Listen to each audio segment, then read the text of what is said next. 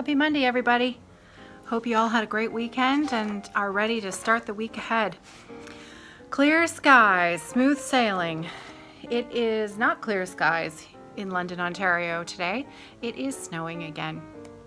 And since we had so much rain last week that washed away a lot of our snow, it's nice to see the ground covered in white again. Just the way I like it. So, as you may have noticed, there was different music at the beginning of today's episode. Very, very unfortunately for me, I received notice from YouTube that the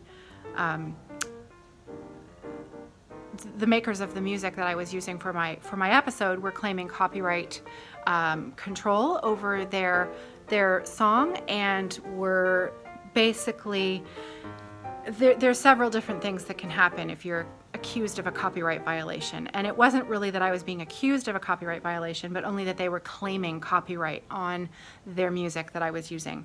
Now, I'm not exactly sure why this has happened, because I did download that music from a PodSafe site that was supposed to be, you know, it's supposed to be there for you to use it for your podcasts and your audio podcasts and things like that, you know, sort of free use.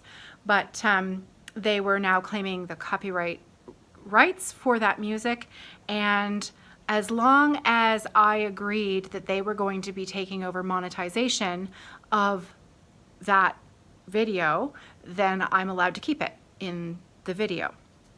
So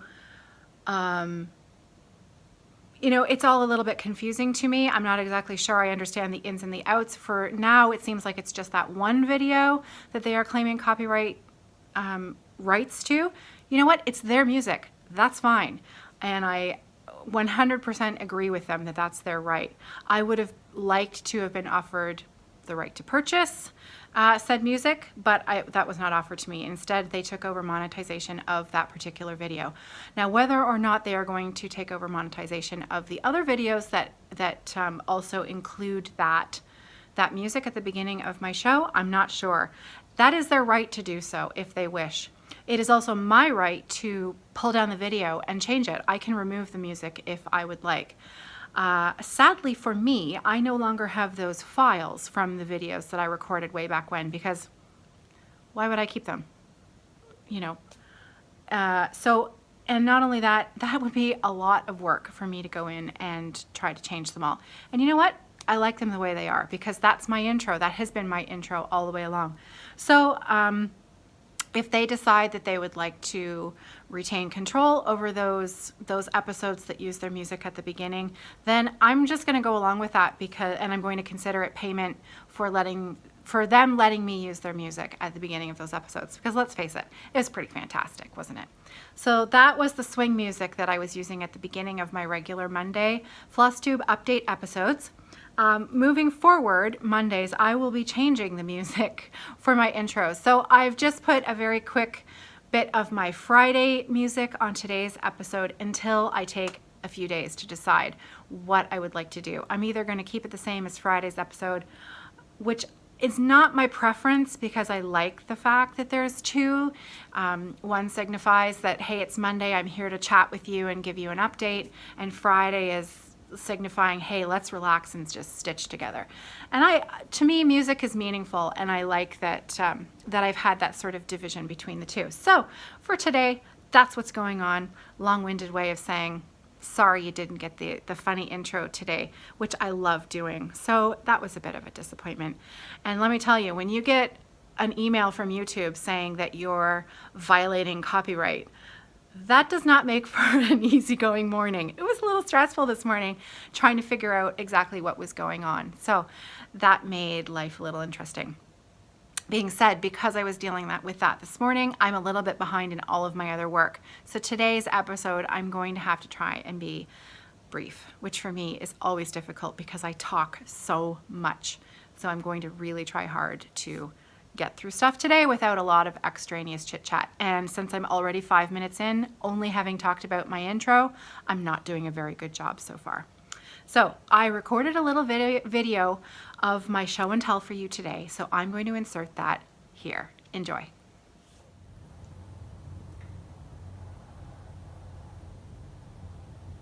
So the only way for me to film my show and tell today is I'm on the staircase with the phone pointed up at the piece that I wanted to share with you today. I've been saving this one because this is one of my favorites. This is one of the most favorite things that I've ever completed, and I thought I would share it with you today. So I've started down here and I'll walk up closer to it in a minute, but I wanted you to see the full thing in its glory before I get up close to it. It is at the top. It's on a wall that we have on our upper floor in between two bedrooms. You'll notice I have the door shut because my son is messier than I am. That's his little Minecraft sign on his door over there. So that's his bedroom, and that's the guest room to the left. And this piece hangs on the fireplace wall that's in the middle between the two. Some of you may remember last summer I shared my ridiculously long bell pull that I stitched mostly during jury duty many years ago, and mistakenly stitched it something that was ridiculously way too long for an actual bell pull. I think it's actually about 7 feet long. 6 or 7 feet long. This is the companion piece from the same book. This is a William Morris inspired design, or it is a William Morris design done by Beth Russell, Beth Russell, and it was from a book, and I can't remember the exact title of the book, but I know it's still available for sale, Beth Russell Tapestries, and in fact this was the cover design of that particular book that I purchased and got the pattern from. And I did not use a kit. I purchased Penelope canvas and the DMC wool in order to do the tapestry on that fabric from the pattern from the book, so not from a kit. And it's taken me, how long did it take me to stitch this? I think it took me 11 or 12 years.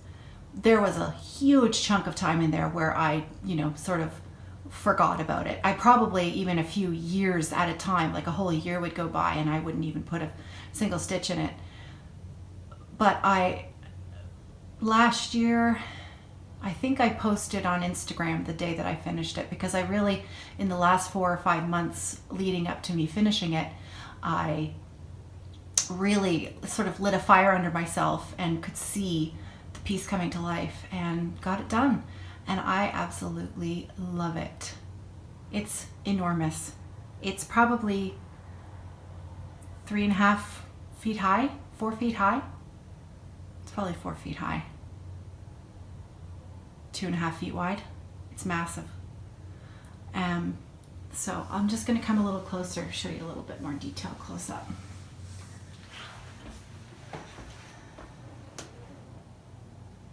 Just love it.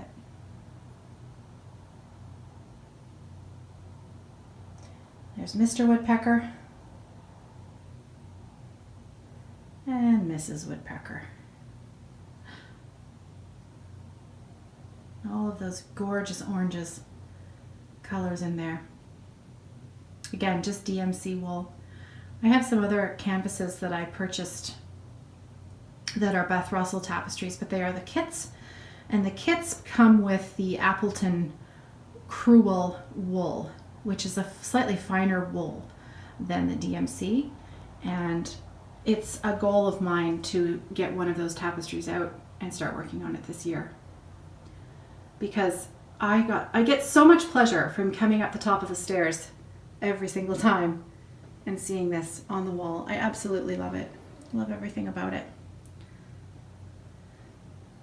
Neil at Thread and I helped me pick out the frame, and he mounted it and framed it, and as you can tell, there's no glass. Doesn't need it. It's just stunning. I'm in love with it. Anyways, I hope you enjoyed seeing it. I certainly liked sharing it with you. Thanks, guys. I love that piece. It is, like I said in the video, it's just one of my favorites. I adore it. Every time I go upstairs, it just makes me happy. And I'm just thrilled that that was a lifetime achievement of finishing that tapestry. And I can't wait to finish another one. So that's on the agenda for this year. Okay, guys, moving right into some whips. I did some stitching this week, as you know, if you're involved in the whole Friday weekend shenanigans, along with lots of other stitchers. You might already know that I was working on my Savon design by Landmark Tapestries. Just a reminder, here's the chart. That's what the pattern looks like. It is a terrible picture. Terrible, terrible. I started in the bottom left-hand corner here. And at the end of the weekend, this was my progress. This is where I got to. It's very dull today, so I'm sorry the colors are not going to be particularly bright or vibrant today. But, you know, that's not far off what they are. If I move it back, does that? No, that doesn't really help, does it? Anyways, at least you can tell that I achieved something. So that for me was a ton of fun. So just quickly, before I move on, since we were just talking about Friday, I'm just going to carry on and just chat a little bit more about what happened last weekend because it was spectacular. It was so much fun. Friday off the grid, the Friday Stitch in, the Facebook group kind of exploded and so many people were participating and sharing and talking to each other on the Facebook group all weekend, and in fact continue all week long. The majority of the activity happens on the weekend and it is a ton of fun. Please join us over there. It is a Facebook group. It's a closed group called Friday Off the Grid, if this is your first time hearing about it. On Friday night, we had our very first stitch in, where from 6 p.m. until midnight your time, we all stitched together at the same time. There's a little intro video that I did last Thursday that gives a little bit more information on that if you're interested. Moving forward, I think that, and I know a few people had brought this up, and I think it's a really valid point, that we had too many hashtags going on. We had too many ways to share, and we need to kind of narrow it down so that we've got one location for people to meet, one Instagram hashtag, so that we don't have people, you know, searching off and on. So if you come across a hashtag on Instagram that you know people are meaning to put over into the group, maybe just add it into their comment field so that we can all share it. So we had the hashtag Off the Grid Friday Party Stitch In or something like that. There were a whole bunch of others. So from now on in Facebook, I am not going to be creating an event within the Facebook group. We are just going to use that Facebook group as is. Post there at will along with everybody else. Post your starts, your finishes, everything else that you're doing, and just share along. On Instagram, we are going to stick with one hashtag, and that hashtag will be Off the Grid Friday Party, because that's what it was before, and that continues to be exactly what it is. It's the party, right? So it doesn't matter if you're participating in the 6-hour stitch-a-thon or you're just stitching along with everybody else on a Friday. We're all going to use the same hashtag, and that way things will be narrowed down just a little bit, a little less confusing. I hope that works for everybody. So that being said, that was my progress for Savon. I am going to continue with this piece for one more week for my Friday Stitch With Me video. So on Friday, I hope to make some more progress on that. Okay, moving right along. The other piece that I worked on this week, and shocker, was Frosty Forest. Bluebird Cabin, Cottage Country Needleworks. Now, did I finish it? Almost. Almost. You know what? I got so close, but then I had to switch out for my Friday project that I had talked about that I was going to do. So I didn't quite finish it, but I'm almost done. See? Almost done. I just have the very top to do. And I am going to try to finish it this week because it's super cute, and then it will be done. And then I can put it away for a while. So, close. Close to a finish, folks. Certainly not anywhere close to an FFO, but close to that little one being finished. Okay, the other thing that I worked on, which again, you've seen a million gajillion times, is the hands-on design, year in chalk, let it snow. This is the January chart. And this one I purposefully did not finish. I did it on purpose for you. So you guys, I took one for the team because I had something come up that I thought would be useful to share. So here's where I am. As you can tell, I'm almost done. I just have the snowflake at the top and then a little bit more of the aqua blue to fill in. Okay, so here's my issue. As I was stitching away yesterday, because literally I was planning on finishing this last night, but then I noticed how much of the blue I had left to do and how much floss I had left, which was not a lot. And so I thought, okay, well, I need to come up with a solution here because I know I'm not going to have quite enough floss. I only have one length left of 2 strands. So only enough left basically for one length of thread. And I do not have a lot left to do. I only have to finish going up here, and then a couple of extra squares in my snowflake here, and then there's some in the snowflake up here. I probably only need half of another length, and then I'd probably have enough. I am not going to buy another entire skein of floss for that. So I thought, okay, let's get creative because I'm not quite sure when I'm going to get to thread and eye. I know it's going to be soon because there's a few other things that I need to do, but I don't want to spend my money on a whole skein of floss when I only need half, when I could spend that, I could buy a different skein of floss that I know I need for a different project. So I put my head to work and I remembered a post from the Facebook group back when we first started, and my friend Tracy, who you've met before, she's the one who stitched the Star Wars design for her nephew. She was working on, I can't remember the designer, but it's the Let It Brew design. I want to say that it's Little House Needleworks, but I'm not sure that it is. But it's adorable. It's a coffee-inspired design. It might even be Lizzie Kate. No, it's not Lizzie Kate. I'm not sure. Anyways, Tracy, pop me a comment in below if you get this message and let us know who is the designer. If you're on Facebook, it is definitely in that group. Anyways, Tracy was running out of floss and she only had a little bit left to do the rest of her border that still needed to be done. Pardon my English today. And Abby Bella, who is a genius, left a comment and said, why don't you tweed that thread together with an ecru, because that's the color that it was. It was sort of an off-white, but it was a Weeks Dye Work or Crescent Classic Colorworks. It was a specialty. I believe you guys call it fancy floss.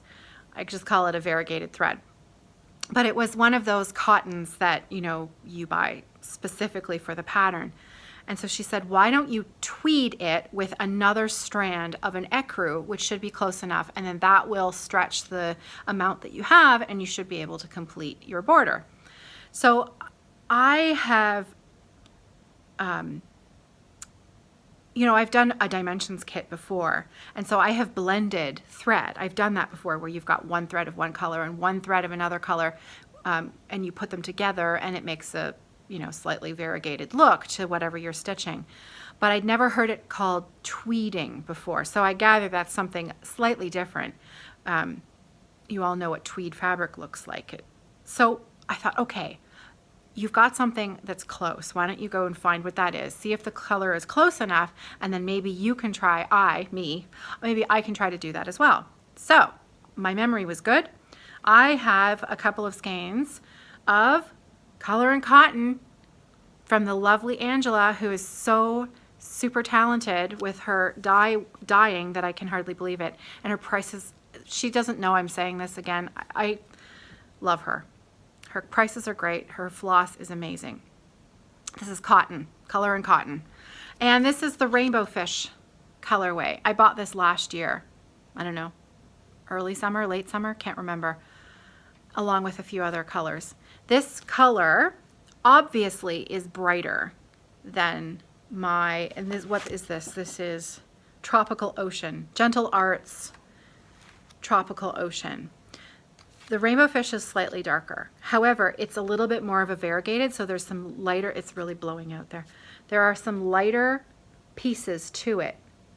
And I just know for sure that if I pull out one strand of this and I tweed it with this, I'll have more than enough to finish my little design.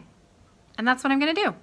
So now that I've told you about it, tonight I can get on with it, carry on and finish it. And I fully intend to post a picture on Instagram when it's done,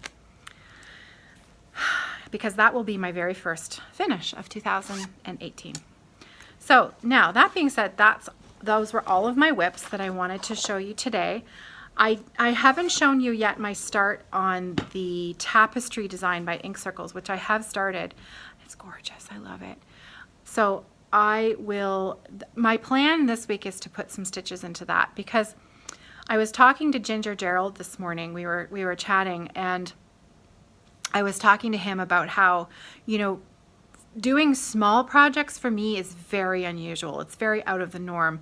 I am usually a large project stitcher. I adore my big, huge projects. The bigger, the better. The more complicated the pattern, the better. I love it. We talked about this on Friday with the question that I was asked.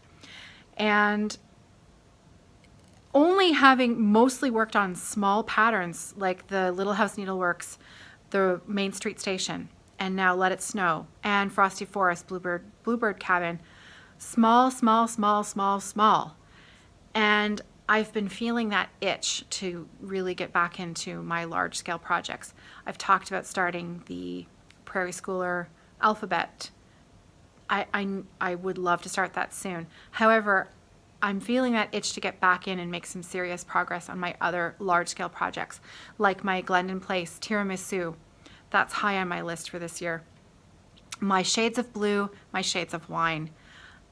I really, really want to get into those. So at some point this week, I am going to set them up on my lap frame, and I'm going to keep them set up on my lap frame until I have some serious progress. So one of those three, Glendon Place, tiramisu, or either of my Northern Expressions Needleworks pieces that I have on the go, I'm going to be putting those on my lap frame and getting some progress into them for next Monday's update. So that's the plan.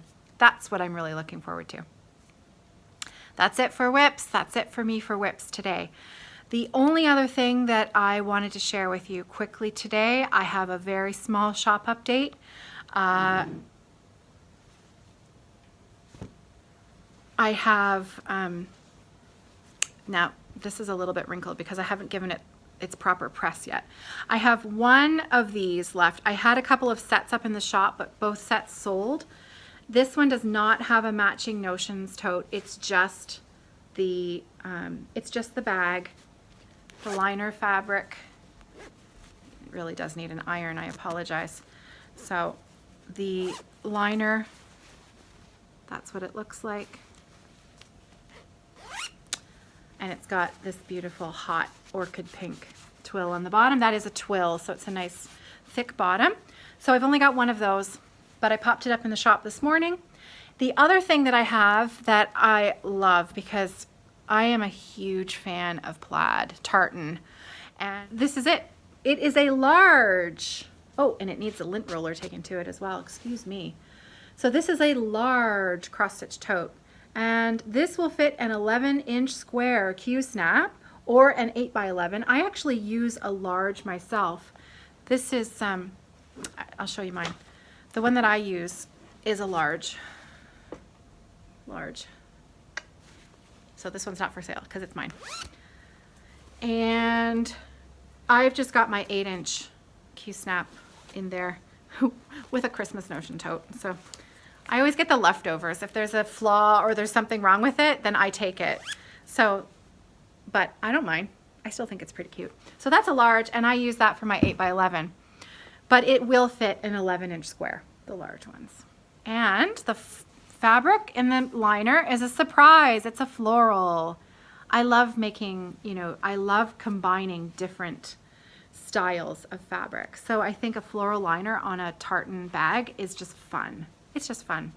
This bag is a set. It comes with a Notions pouch with the floral. And as of this morning, as of right now, actually it's mid-afternoon on Monday, there are 4 left in the shop. And that's it. I have some green tartan that I'm working on for next week. And that's it for me today, guys. Just one more quick thing, because I know there are those of you who do not watch the Fiber Friends. I finished my shawl. Sort of finished. It has not been blocked and the ends have not been woven in, but the knitting was done, and both Louise and I won because she finished hers as well. So Adrian gifted us both with a skein of yarn. So, but it's done. Ta-da! Oh, that's the back. Pardon me. There's the front. There you go. Done. Done, done, done, done, done. So, I did it. One more little thing, a little shout out to Brian BlitStitch, Flosstube. If you are not watching him, and I know many, many, many of you are, so this is probably redundant because you, of course, already know who he is, especially if you follow him on Instagram. I only just recently found his videos because he left me a comment on mine, and I have followed him on Instagram for a little while, so I have no idea why I did not know that he was doing Flosstube videos. However, I sort of followed his track through his comment to me and found his videos and thoroughly enjoyed watching him. So I love that he is completely opposite to me when it comes to how I organize my time and my stitching. And I love he keeps track of everything. So he's got data collected on his stitching and his projects. And I watched his year-end review video, and it was fascinating. It was really incredibly fascinating to see the amount of time broken down analytically into the different categories that he was interested in. And his projects were stunning. Stunning. I mean, inspiring. His stitching was really inspiring. So he has just today recorded and uploaded a Stitch With Me video. That is on my agenda to watch the next couple of days because I like his conversation. I find him interesting. I like his voice. He's a great one to watch. So I hope that if you haven't heard of him yet, that you'll also enjoy watching his channel as well. I know I have some other shout outs today, but with this morning's fracas with the YouTube copyright stuff, my notes are scattered elsewhere. So I'm going to be more prepared, and I will have some more shout outs, some more suggested videos for you guys to check out on Friday with the Stitch With Me video. So I'll see you on Friday for Friday Off the Grid. And I hope you'll join us on Facebook because it's a ton of fun. I am not using Facebook for anything else. All it is it's filled with stitching. My entire Facebook feed is filled with stitching, and it's glorious. It really is. For the first time since I started using Facebook, I feel like it's actually worth my time. So there you have it, folks. And I'm really going to start to ramble again if I don't stop this right here. So happy stitching. I will see you on Friday. Take care.